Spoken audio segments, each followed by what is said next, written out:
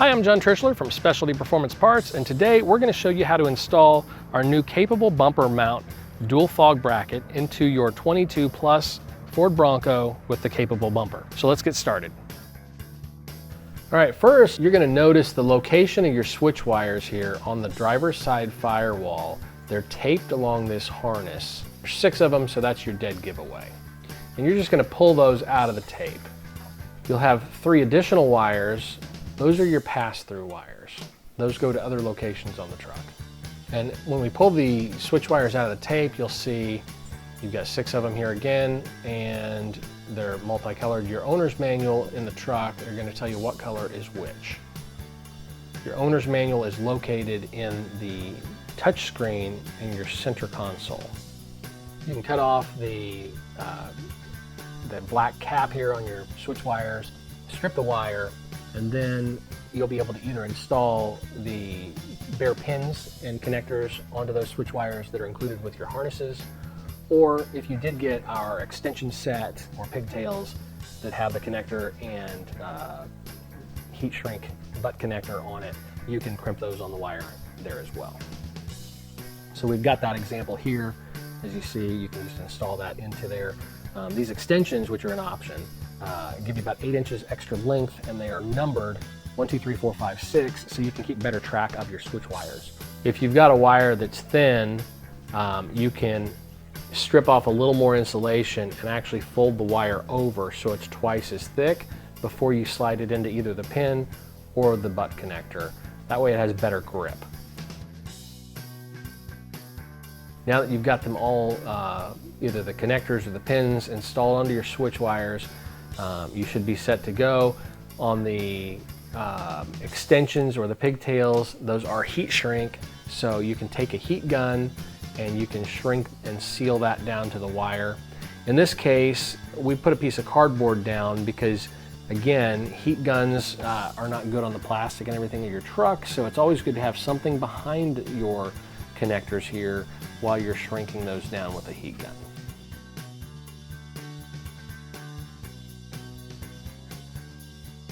All right, we need to remove the outer fender flare if we want to run our harness nice and clean here.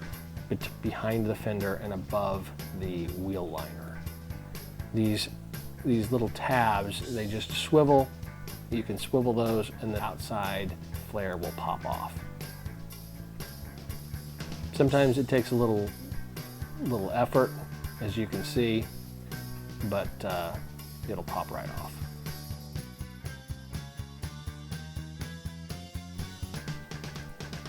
And then take out all the little screws, and there are a couple little bolts that retain that in place on the inside.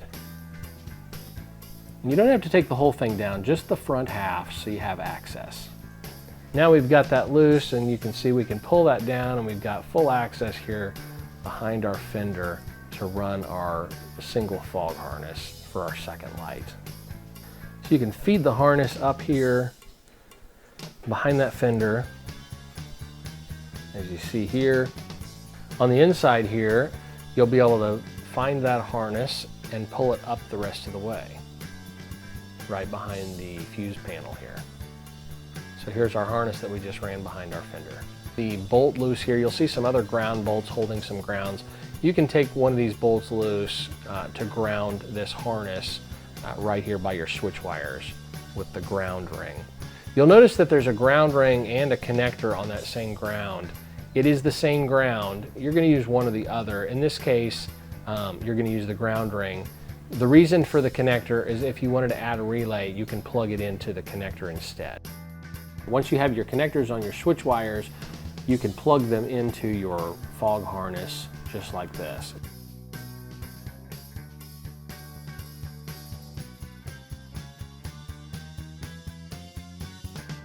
In case you have radiance lights and you need to combine backlights from multiple harnesses, or you need to combine pairs of lights, you can use our 2- or 3-way splitter combiners, as you see here, plugged into those harnesses to combine them into one. If you need to install our marker backlight adapter for radiance lights, see our other video on installing the marker or backlight connector adapter. All right, so now you can put some masking tape around the edges where you're going to use a pry tool. This just protects the paint and the surface from when you're using that pry tool, so you don't have any marks made.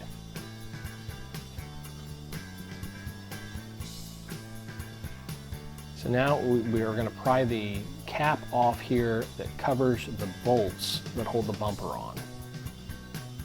There's clips on the back side here that snap the cap into place. You're going to remove the connector from the sensor. And now we've got our caps off of the front of the bumper. On the back side here, on the driver's side, there's a connector that you need to disconnect that runs a harness to the full front bumper. This way, when you take the bolts off of the front, the bumper will come completely off. We're going to take these bolts out. There are 3 bolts on each side, and the bumper will not just fall off. You still want to probably have some help, but it'll be loose as you see. When you take these 3 bolts out on both sides, that's going to allow you to remove the bumper.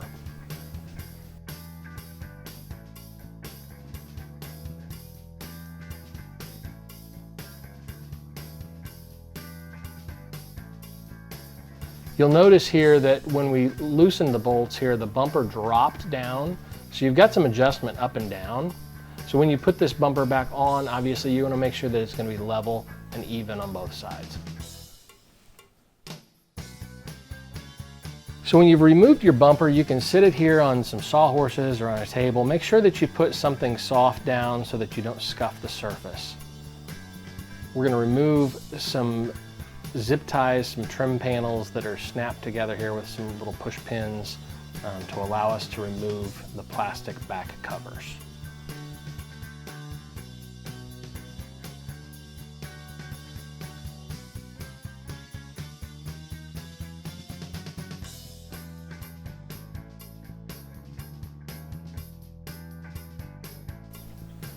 All right, you're going to notice the little screw bolts that are through the plastic cover here on the back side. You're going to remove those so that we can remove this back cover to get to the fog housing.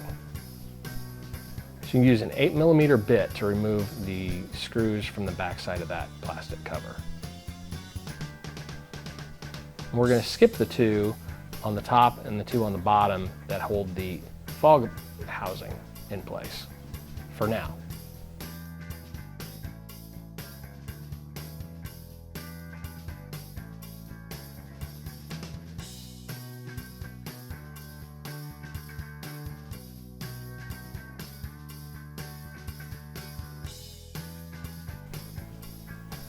Now that we've removed the screws that hold the cover, you can wiggle it and pop it loose. It fits in there a little snug, and there are a couple little push clips that kind of hold it and retain it in place, but you're not going to break anything. As you see, just wiggle it and it'll pop right off. Now we can unplug the factory connector from the fog housing. We can take the additional push pins up where the harness is pressed into and retained into that original fog housing, as you see here with our pry tool.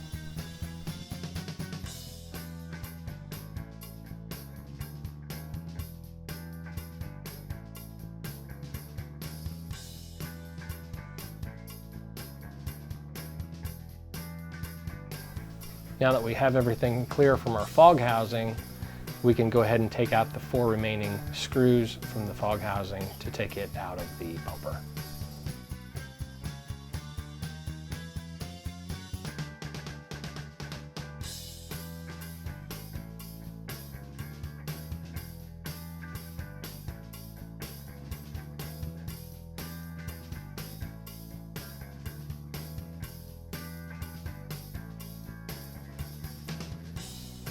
And you'll notice there's one more push pin holding the stock harness to that fog housing.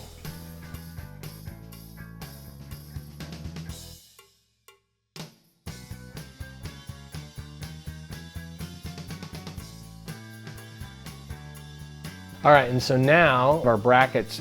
So as you see on your bracket, you've got 4 pieces. You've got 2 for the driver's side, 2 for the passenger side. The driver's side is going to have a D next to the SPV. on both brackets. But the real easy way to tell which bracket piece goes with which one is you'll notice the curve and shape here and the curve and shape here. When you line that up to your other bracket, it should look just like this. And this contour follows the contour of the other. And now all we need to do is take our hardware and we're going to put our carriage bolts in from the bottom side here through both brackets. And we're going to take our lock nut and install that over our carriage bolt in both locations here.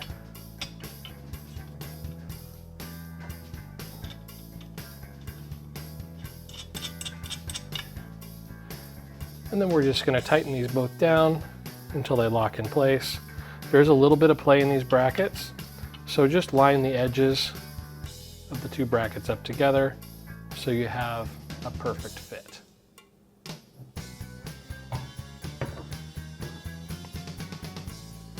When you're done, as you see, your bolts are going to be tightened down and your bracket will look just like this without any play in it. Now that we have our brackets put together here for each side, we can drop them right into the same area that we removed the plastic housing from. Where there is a little bit of play in our four mounting points here where you can slide it back and forth as you see, you'll notice that the four tabs are going to mount to the exact same location that the original fog housing was installed in. This allows us to, when we're finished, put the original back cover on and it will fit just like it came that way.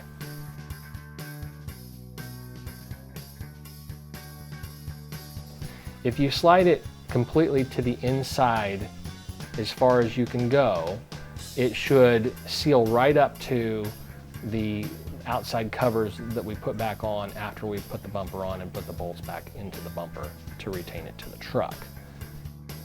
And we'll go ahead and install our remaining 4 screws now that we've got everything lined up.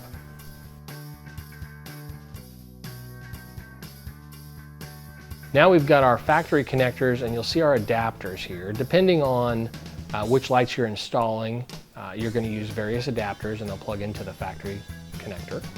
We can go ahead and install our lights now into our upgraded dual bracket.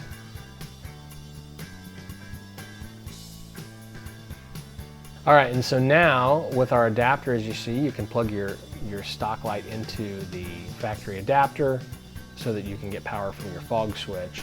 Depending on your light configuration, you may have a splitter to share that same fog switch location, or you may have an additional harness, which we will have in this case, to run your second pair of lights from an auxiliary switch. Then we're going to turn our bumper over, and as you see, we're going to go ahead and adjust our lights. You can move them side to side and forward and back and so on. You can get them just right. You'll notice that the end of the bumper curves. So to make our lights aim forward, they're going to be slightly slanted. You can, of course, aim them to the sides, but for the best visibility, you're probably going to want to aim them forward, like you see here.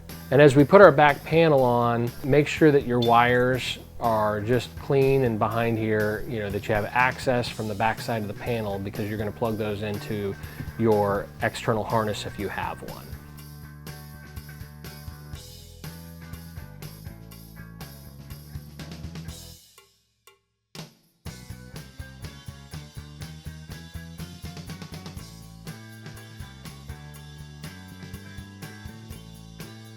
So now that we've got our wire harnesses run through the fender well here behind our carpeted liner, we can go ahead and zip tie these together and clean everything up and then run it across so that it's ready behind our bumper when we do install our bumper back on the truck. You want to keep it away from anything hot. The radiator is just above here, but there is this plastic trim panel here which we've chosen to kind of route it under and clean behind our bumper.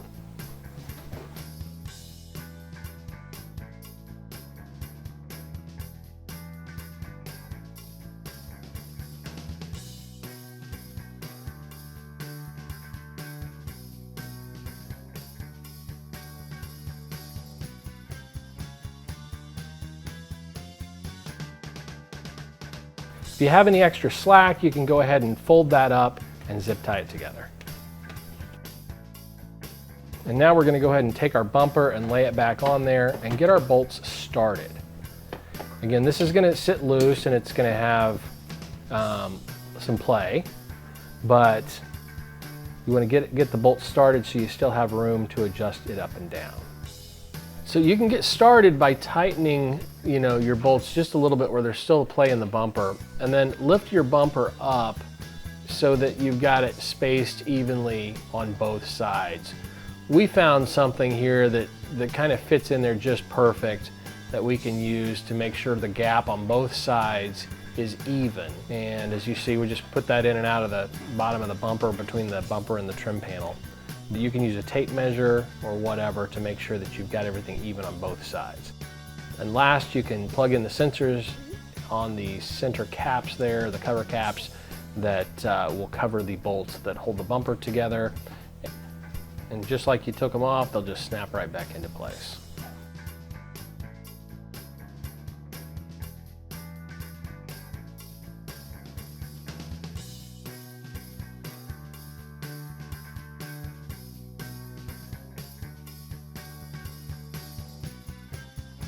Now that you've got your bumper back on, we can go ahead and plug the connector back in for the harness that runs along the bumper to the truck. All right, and now we're finished. This is what your truck should look like.